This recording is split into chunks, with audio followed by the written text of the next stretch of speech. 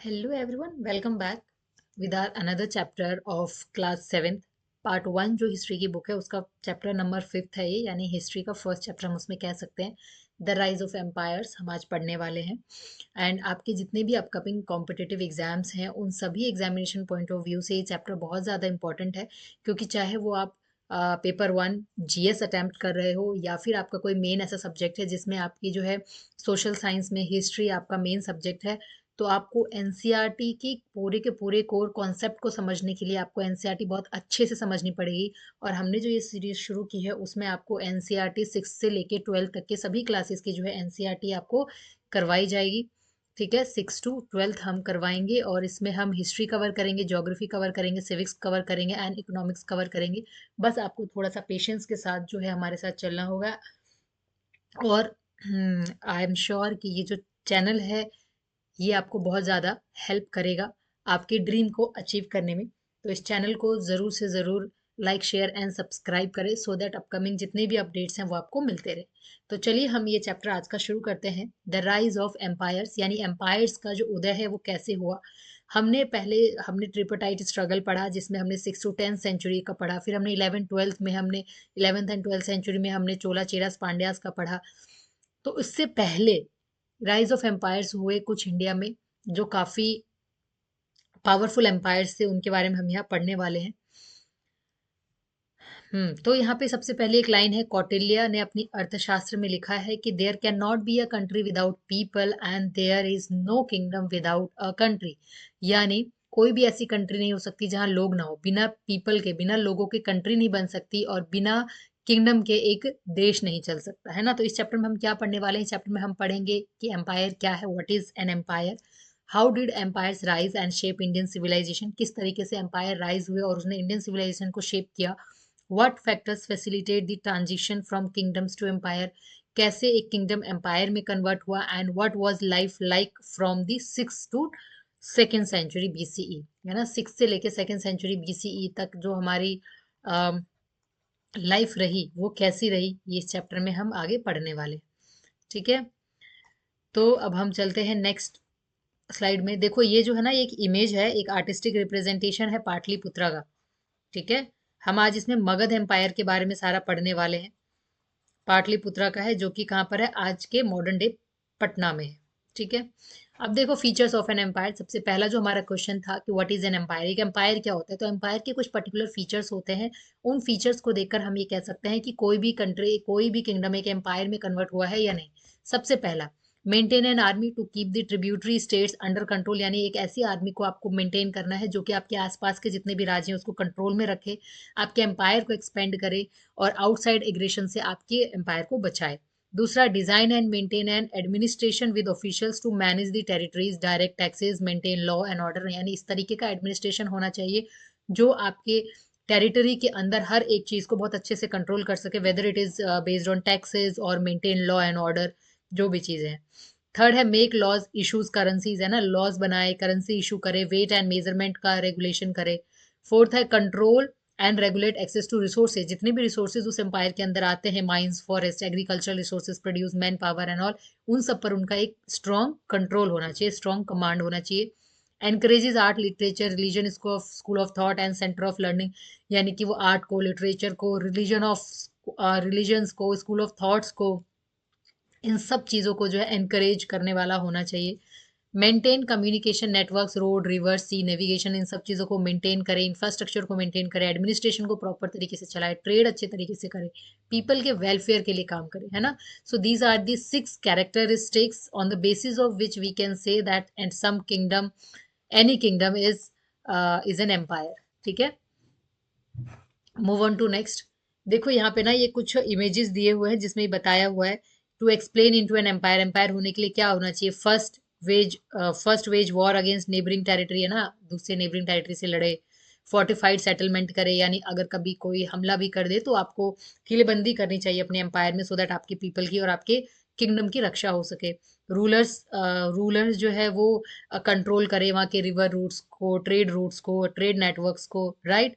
With many smaller kingdoms warning the control military power, surplus resources, इन सबको control कर सके। ट्रेंड आर्मी रखे ताकि नेबरिंग जितने भी किंगडम्स हैं उनके ऊपर कंट्रोल मेंटेन हो सके। So these all are the features जिसके बेसिस पर हम कह सकते हैं कि कोई भी एक किंगडम एक एम्पायर बन सकता है। अब अब देखो ये ट्रेड है, trade routes and guilds. Trade trade के बारे में हम पहले भी बहुत कुछ पढ़ चुके हैं कि हम यहाँ से क्या क्या ट्रेड करते थे। हम यहाँ से करते थे टेक्सटाइल ट्रेड, राइट।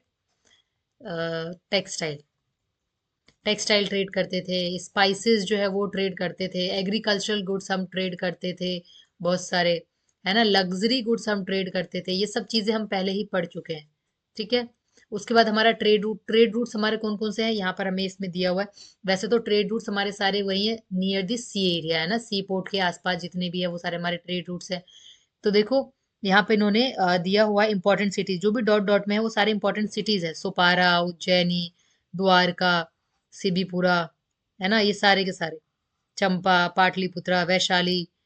तो ये सब जो है हमारे क्या है, इंपॉर्टेंट सिटीज हैं। उसके बाद जो डॉट डॉट स्ट्रक्चर में है वो अलग है, दक्षिण पथ, अदर रूट्स, ये सारे रूट्स दिए हुए हैं डिफरेंट डिफरेंट कि कहाँ कहाँ से ट्रेड्स होते थे। अब एक चीज इसके अंदर टॉपिक है गिल्ड्स। गिल्ड्स क्या होते हैं? गिल्ड्स जो होते हैं हमारे बेसिकली, गिल्ड्स के बारे में अगर बताऊं तो गिल्ड्स क्या होता था, जो राजा थे उस समय, है ना, जो किंग्स थे, वो ये चीज बहुत अच्छे से जान चुके थे, किंग्स और ट्रेडिंग करने वाले ट्रेडर्स, वो ये जान चुके थे कि जब तक हम एकजुट होकर ट्रेडिंग नहीं करेंगे ना तब तक फायदा नहीं है ना। हमारा भी फायदा होना है, किंग का भी फायदा होना है, सभी का फायदा करने के लिए क्या करना है, गिल्ड्स बनाने हैं। तो वो गिल्ड्स बनाते थे जिसके अंतर्गत वो क्या करते थे, ग्रुप्स होते थे जो एक साथ मिलकर ट्रेडिंग करते थे, है ना, कमिंग टुगेदर आते थे वो और ट्रेडिंग किया करते थे। तो ये उस समय का ये सब था, ठीक है। अब देखो हमने पढ़ा है कि 16 महाजनपदास थे। कितने महाजनपदास थे? 16 महाजनपदास थे। उन सभी 16 महाजनपदास में एक सबसे ही पावरफुल, वैसे तो और भी दो तीन थे, लेकिन जो सबसे पावरफुल महाजनपदा में से नाम आता है वो आता है मगधा का, ठीक है, यानी मगध एम्पायर। वो सबसे ही पावरफुल जो है हमारा महाजनपदों में से एक था। अब वो इतना पावरफुल क्यों था? क्योंकि उसके कुछ फीचर्स थे।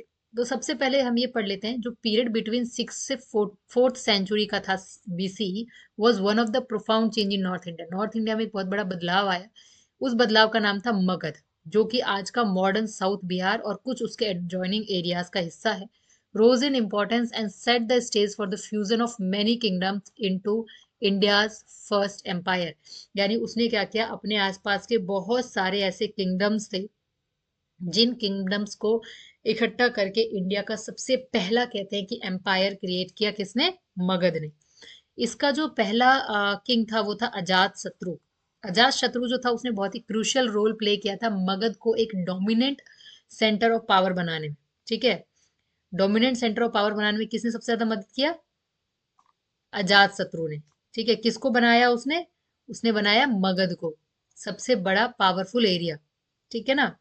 अब इस अजात शत्रु के बाद बहुत सारे और भी राजा आए, ठीक है, जिन्होंने मगध को और आगे बढ़ाया। तो सबसे पहले कौन आ जाते हैं हमारे? Ajatashatru. Features features which make Magadha a powerful Mahajanapada. कौन कौन से ऐसे फीचर्स थे जिसने मगध को एक महाजनपद में कन्वर्ट किया? तो वो था, सबसे पहली चीज ये थी कि ये गंगा प्लेन के पास सिचुएटेड है। कहाँ है ये मगध? हमारे आज के पटना में, है ना। तो गंगा प्लेन है, वहां पे गंगा रिवर बहती है, तो वहां गंगा प्लेन है। दूसरा, गंगा प्लेन होने की वजह से फर्टाइल लैंड है। फर्टाइल लैंड होने की वजह से वहां पे एग्रीकल्चर बहुत ज्यादा है। एबंडेंट फॉरेस्ट है जहाँ से टिम्बर बहुत ज्यादा मिल जाता था उन्हें। एलिफेंट्स बहुत सारे मिलते थे जिनका इस्तेमाल वो अपनी आर्मी में करते थे। Use of iron transformed other technology, यानी वो आयरन की मदद से बहुत सारी अदर अदर टेक्नोलॉजीज बना रहे थे, जैसे कि एग्रीकल्चर और वॉरफेयर वगैरह करने के लिए, ठीक है। आयरन और दूसरे जो मिनरल्स थे वो भी नियर बाय के हिली रीजन्स में मिल जाते थे इन्हें। यूज ऑफ आयरन फ्लो, उन्होंने आयरन फ्लो का भी इस्तेमाल किया, किस लिए? ताकि एग्रीकल्चर प्रोड्यूस जो है वो इंक्रीज हो सके। किसका इस्तेमाल किया इन्होंने? आयरन फ्लो का इस्तेमाल किया, ठीक है। Lighter and sharper iron weapons बनाए, जिससे कि उनकी आर्मी की कैपेबिलिटीज और ज्यादा इंक्रीज हुई। ये सारे के सारे फीचर्स थे जिसने ये प्रूफ किया कि ये किंगडम क्यों अपने समय का सबसे पावरफुल किंगडम से होते हुए एक पावरफुल एम्पायर में कन्वर्ट हो गया, ठीक है। यहाँ पर एक ये दे रखा है कि ये सांची स्तूपा है। सांची स्तूपा में एक डिपिक्टिंग कर रखा है, सोल्जर्स वगैरह जो है इसमें हाथी के ऊपर बैठ के जा रहे हैं, है ना, हाथी पे चल रहे हैं। तो हर तरीके के इनके पास जो है हॉर्सेस के ऊपर चलने वाले, एलिफेंट्स के ऊपर चलने वाले, फूट पे चलने वाले जो भी थे इसमें आर्मी वाले, वो सब इसमें डिपिक्ट किया हुआ है, ठीक है। सो तो अब एक चीज और थी तो ये सारे फीचर्स तो थे ही, साथ ही साथ ये था क्योंकि वहाँ एग्रीकल्चर प्रोडक्ट्स बहुत अच्छे होते थे, है ना, एग्रीकल्चर प्रोडक्शन बहुत बढ़िया था।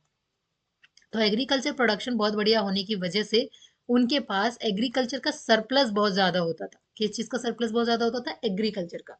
तो क्योंकि अब उनको खाने की कोई टेंशन नहीं है, साल भर आराम से बैठ के खाएंगे, तो इसीलिए अब उनके पास थोड़ा और टाइम मिल गया लोगों को दूसरी चीजों पे फोकस करने का। दूसरी कौन सी चीज है? आर्ट्स के ऊपर, क्राफ्ट के ऊपर, which were in demand inside and outside the empire's border, जो कि बॉर्डर के अंदर भी डिमांड में थे और बॉर्डर के बाहर भी डिमांड में थे। गंगा एंड सोन रिवर है यहाँ पे। कौन सी रिवर है? गंगा एंड सोन रिवर, ठीक है। ये इसका एक ज्योग्राफिकल एडवांटेज दे रहा था क्योंकि यहाँ से वो ट्रेड बहुत अच्छे तरीके से कर सकते थे। ट्रांसपोर्टेशन का इस्तेमाल जो है इजी वे में उनका हो जाता था।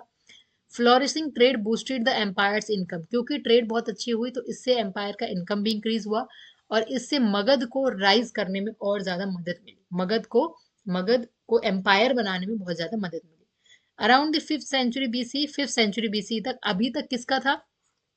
अभी तक जो यहाँ पर किंग था वो था अजात शत्रु, ठीक है, अजात शत्रु, जिसने मगध को यहाँ तक पहुंचाया। फिर आता है 5th सेंचुरी बीसी में अगले राजा बनते हैं महापद्मानंद। महापद्मानंद, ठीक है। महापद्मानंद ने जो है क्या बनाया? नंदा डायनेस्टी बनाई। सेकंड कौन आता है? महापद्मानंद। महापद्मानंदा, और क्योंकि इनका नाम महापद्मानंदा है तो इसलिए इन्होंने नंदा डायनेस्टी के फाउंडर रहे ये। इन्होंने बहुत सारे स्मॉलर स्मॉलर किंगडम्स को यूनिफाइड किया, मतलब मिलाया, और उसके बाद अपने एम्पायर को और एक्सटेंड किया और ईस्टर्न से नदर्न एरिया तक पहुंचा दिया, ठीक है। यानी नॉर्थ से लेकर ईस्ट तक पूरे तक इन्होंने अपने एम्पायर को बढ़ाया। ही बिगेन इशूइंग कॉइन्स, उन्होंने कॉइन्स इशू करने स्टार्ट किए, जिससे कि ये पता लगता है कि इकोनॉमिकली भी वो बहुत स्ट्रांग होते जा रहे थे, इकोनॉमिक पावर इंक्रीज होता जा रहा था। Nanda dynasty maintain a large army, और इस नंदा डायनेस्टी के पास क्या थी? बहुत ही बड़ी आर्मी थी, ठीक है। अब इस नंदा डायनेस्टी के जो लास्ट एम्परर रहे वो रहे हमारे धनानंदा, ठीक है। लास्ट एम्परर नंदा डायनेस्टी के कौन थे? इनके बीच में भी और भी आए गए, लेकिन जो लास्ट एम्परर कहा जाता है जिसने इस डायनेस्टी को, नंदा डायनेस्टी को खत्म ही कर दिया समझ लो, वो थे हमारे धनानंद, ठीक है। दो very rich became highly unpopular, क्योंकि वैसे तो ये बहुत अमीर था लेकिन बहुत अनपॉपुलर था लोगों के बीच में। कारण ये था कि ये लोगों को एक्सप्लॉइट करता था, अपनी ही प्रजा को एक्सप्लॉइट करता था। टैक्सेस बहुत ज्यादा बढ़ा रखे थे, लोगों को बहुत ज्यादा इसने परेशान कर रखा था, और यही वजह रही कि नंदा डायनेस्टी खत्म होने लगी, ठीक है। क्योंकि अपने नंदा एम्पायर को कॉन्कर करने के लिए इसने जो है इस तरीके के काम करने स्टार्ट किए। लार्जेस्ट एम्पायर तो ये बन गया, और जब ये one of the largest empire बना उस वक्त ये, यहाँ पर कौन सी डायनेस्टी थी? मौर्य डायनेस्टी, ठीक है। अब देखो मौर्यस की एंट्री हो चुकी है यहाँ पे। उससे पहले एक छोटा सा ये पढ़ लेते हैं। इंडियन पोस्ट स्टैम्प दे रखा है कॉमोरेटिंग पाणिनि, है ना। पाणिनि कौन थे? संस्कृत ग्रामेरियन थे जिन्होंने ग्रामर बताया पहली बार, है ना। पाणिनि की इमेज, ठीक है। उन्होंने during the time of the Nandas he is known for composing the Ashtadhyayi, an ancient text that lists the rules of Sanskrit grammar in 3996 short sutras. सूत्रास क्या होते हैं? नियम, है ना, कुछ सिद्धांत वगैरह, उसके बेसिस पर फ्रेजेस हम कह सकते हैं, फ्रेजेस, ठीक है। 3996 शॉर्ट सूत्रास लिखे थे ग्रामेरियन पे। तो खैर हम बात कर रहे थे, यहाँ पर हमारा नंदा डायनेस्टी का एंड हो जाता है। Nanda dynasty comes to an end. अब हमारा जो नेक्स्ट है dynasty that is Mauryas. Mauryan dynasty की एंट्री होती है, और मौर्यन एम्पायर किसने फाउंड किया था? चंद्रगुप्त मौर्य ने फाउंड किया था, और इसने नंदा एम्पायर को बहुत ही जल्दी हटा दिया एंड उसके बाद अपने एम्पायर को आगे तक बढ़ाया। ऐसा कहा जाता है कि उनके जो गुरु थे वो थे कौटिल्य, है ना, विष्णुगुप्त जिसे कहते हैं, जिन्होंने अर्थशास्त्र लिखी है। वो बहुत ही, कहते हैं कि बहुत ही इंटेलिजेंट थे गुरु, है ना। और इन्हीं की हेल्प से चंद्रगुप्त मौर्य जो है, उनके लिए ये पॉसिबल हो पाया कि वो नंदा डायनेस्टी को खत्म करके क्या बना ले? मौर्यन डायनेस्टी बना ले। देखो स्टोरी ऑफ कौटिल्य की कहानी भी बहुत सारी है, बहुत स्टोरीज हैं इनकी। तो एक बुद्धिस्ट टेक्स्ट है, उसके अकॉर्डिंग कौटिल्य जो था वो, उनको चाणक्य भी कहते थे, विष्णुगुप्त उनका नाम था। वो एक टीचर थे वर्ल्ड रिनोन्ड तक्षशिला के, तक्षशिला के वो टीचर थे, मॉडर्न तक्षशिला जो यूनिवर्सिटी है उसके।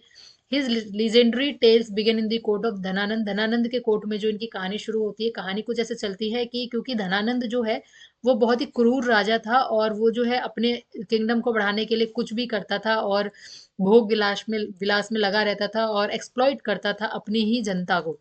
ठीक है, एक्सप्लॉइटेशन इसने चरम पे कर रखा था, लोग इसके बहुत ज्यादा जो थे परेशान थे। और यही बात बताने के लिए कौटिल्य कहा जाते हैं, इसके कोर्ट में जाते हैं और कोर्ट में जाकर ये धनानंद को कहते हैं कि जो तुमने जो चीजें कर रहे हो उसको तुम रोक दो, अगर तुम उसको नहीं रोकोगे तो तुम्हारा एम्पायर खत्म हो जाएगा।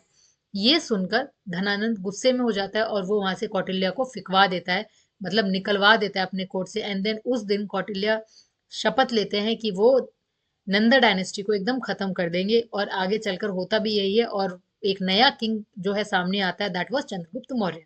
देखो यहाँ पे ये मैप है, ये मैप है उस समय का जिस वक्त की नंदा एम्पायर था। ठीक है, यानी नंदा डायनेस्टी थी। तो एक्सप्लॉइटेशन वगैरह सब कर रहे थे, कौटिल्य ने ऐसा बोला तो उसको निकाल दिया गया। एंड देन उसके निकालने के बाद वहां पर उन्होंने कसम खाई, उन्होंने ओथ लिया कि अब जो है हम तुम्हारे डायनेस्टी को खत्म करके रखे रहेंगे। ठीक है, so the rise of Chandragupta का राइज होता है और पाटलिपुत्रा जो है वहां का कैपिटल बनता है। वो ग्रीक सट्रैप्स को डिफीट करता है, लेफ्ट बिहाइंड बाय अलेक्जेंडर, जो कि अलेक्जेंडर ने छोड़ा था। नॉर्थ वेस्ट एंड इंटीग्रेटेड करता है रीजन को, पूरे एम्पायर को स्ट्रेच करता है नॉर्थ प्लेन से लेके दक्कन प्लेटो तक। मेगास्थनीज जो है वो उसके दरबार का एक डिप्लोमेट होता है, जो कि जिसको चंद्रगुप्ता अपने ही एम्पायर में, अपने ही कोर्ट में रख लेता है। वो लिखता है इंडिका। इंडिका एक बुक लिखता है, कौन? मेगास्थनीज। बहुत ही बार एग्जाम में ये क्वेश्चन पूछा जाता है, राइटर और उनकी बुक। फर्स्ट सच रिटर्न ये है। ठीक है, तो basically Megasthenes in the court of Chandragupta का ये एक डिपिक्शन है, एक पिक्चराइजेशन पेंटिंग करी है किसी ने, असित कुमार हलदार उस समय होंगे कोई, उन्होंने किया। सो देखो कौटिल्याज कॉन्सेप्ट ऑफ किंगडम, तो यहाँ तक हमने देख लिया कि कौटिल्य के किस तरह से कौटिल्य के ओथ ने एक नॉर्मल से पर्सन को द चंद्रगुप्त मौर्य बना दिया और डायनेस्टी, नंदा डायनेस्टी को खत्म करके मौर्यन डायनेस्टी का एक बहुत बड़ा एम्पायर क्रिएट हो गया। मौर्यन डायनेस्टी ने एक बहुत बड़ा एम्पायर क्रिएट कर दिया और ये सब कुछ हुआ एक बहुत ही लेजेंडरी टीचर की हेल्प से, and he was the Kautilya, है ना। कौटिल्य की नजर में जो कॉन्सेप्ट है किंगडम का वो क्या है, तो देखो कौटिल्य का बहुत ही क्लियर विजन था कि हाउ अ किंगडम, यानी एक राज्य किस तरीके से स्टैब्लिश होगा, मैनेज होगा, कंसोलिडेट होगा। इन हिज फेमस वर्क अर्थशास्त्र, उनकी खुद की एक फेमस बुक थी अर्थशास्त्र जो उन्होंने लिखा था, जिसका मतलब है the science of governance and economics, कि किस तरीके से गवर्न करना चाहिए। उसमें उन्होंने कौटिल्य ने सप्तांग दिया है। ठीक है, according to Kautilya the Saptanga together must create a settle, यानी ये जो उन्होंने 7 वो दिए हैं ना, ये सप्तांग जो है यही आपस में मिलकर एक वेल प्रोटेक्टेड और प्रॉस्पेरस किंगडम क्रिएट कर सकते हैं और वहां पे वॉरफेयर मेंटेन कर सकते हैं, अलायंसेस क्रिएट कर सकते हैं, पीस रख सकते हैं। ठीक है, he emphasise the importance of law and order in society, उन्होंने सोसाइटी में लॉ एंड ऑर्डर के इंपॉर्टेंस को बहुत अच्छे से समझा। उन्होंने ये समझा कि एक अच्छा किंगडम तभी हो सकता है जब वहां का एडमिनिस्ट्रेशन बहुत स्ट्रांग हो। He also detail many laws to deal with corruption, उन्होंने और भी बहुत सारे ऐसे लॉ बनाए जो कि करप्शन से डील करे। स्पेसिफाइड पनिशमेंट्स, हर एक पर्टिकुलर करप्शन के लिए आपको एक स्पेसिफाइड पनिशमेंट मिलेगा फॉर किसी भी तरीके की एक्टिविटी के लिए।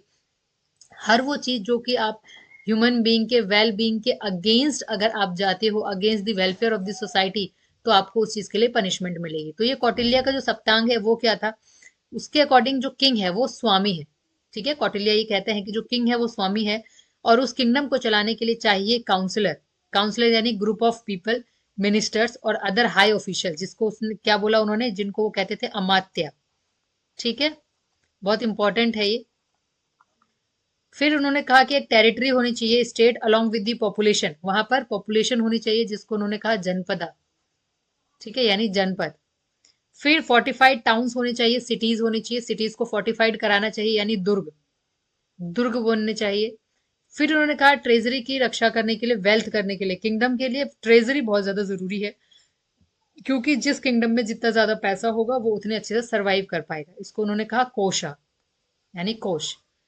Forces of defence and law and order, defence जो है होना चाहिए, लॉ एंड ऑर्डर होना चाहिए, फोर्सेस आर्मी होनी चाहिए, है ना, जिसको उन्होंने कहा दंडा, अगर कोई इस चीज को किसी भी तरीके के रूल रेगुलेशन को तोड़ता है तो उसको दंड मिलेगा। एंड द एलीज यानी मित्र, और कुछ मित्र होने चाहिए जो आपको जरूरत पड़ने पर आपकी मदद कर सके। So these 7 are the Kautilya Saptanga, जो कि किसी भी किंगडम में होना जरूरी है, और इसके बाद यही किंगडम क्या आगे चल के बन सकता है, एम्पायर। ठीक है, तो होपफुली आपको ये चैप्टर बहुत अच्छे से यहाँ तक समझ में आया हो। ये हमने जो है इस चैप्टर में पार्ट 1 किया है, इसका मतलब इसको एक पार्ट में समराइज किया है। इसके बाद इसके आगे हम अशोका के एम्पायर के बारे में पढ़ेंगे। होपफुली यहाँ तक आपको बहुत अच्छे से समझ में आया हो। एंड प्लीज इस चैनल को लाइक शेयर एंड सब्सक्राइब करिए, सो दैट अपकमिंग अपडेट्स आपको मिलते रहें। एंड आई होप कि जो ये हमारा जो ये प्रयास है वो आपके कॉम्पिटिटिव एग्जाम में आपको हेल्प कर सके, हमारा चैनल आपके लिए हेल्पफुल रहे। Thank you.